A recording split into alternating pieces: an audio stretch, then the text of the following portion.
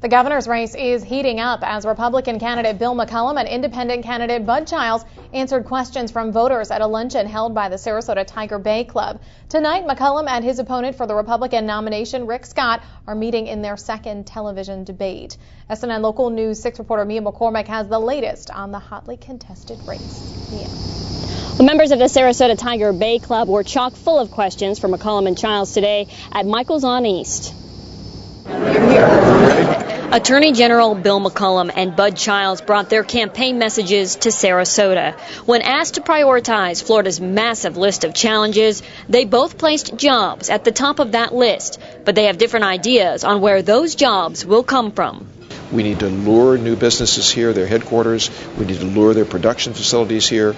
We need to grow good jobs in high-tech, biotech, and aerospace. I've been talking a lot around the state about a future positioning for Florida with green jobs, green energy, clean energy. Dealing with the fallout from the oil spill is also in a top spot. We asked specifically about tourism, since Sarasota is expecting to take a hit this season due to perception that oil is covering all of Florida's shores. And we need to find ways not only to get the word out to people that are coming down, but also to help those businesses that are struggling, like maybe a rollback on sales tax.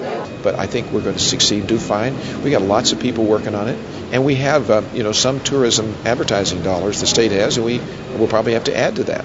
Immigration and education were also big issues for both candidates.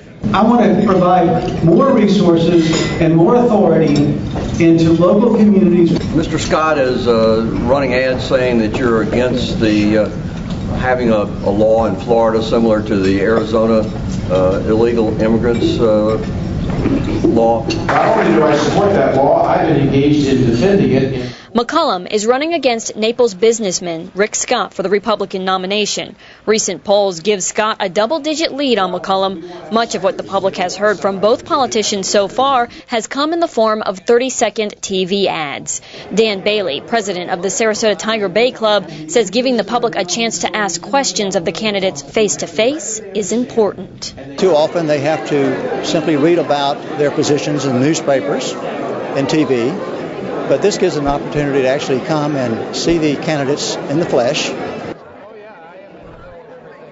Sarasota, and he's expected to be back on August 18th. He and McCollum are having a televised debate tonight in Tampa. And here at the Southgate Association Center, Jeff Green, who is running for the Democratic nomination for the U.S. Senate seat, has showed up, and he is having a conversation, a little bit of a speaking engagement here with some people at the Association Club. But I do have to say that here in the parking lot, I'm looking about maybe a half a dozen cars, so pretty much a dismal turnout out here for him. I was able to interview him on the way in, and I asked him about the stimulus money. There was a lot of criticism about the way Florida spent that stimulus money, and he said that he would have spent it solely on creating jobs, not paying necessarily the bills and the checks that were due here in Florida and other people's salaries. I asked him how he thought he could maybe create jobs with that money, and some of his ideas were tax credits for small businesses, payroll tax holidays, and tax credits for people who are going green or using green technology, using insulation or weatherizing their homes.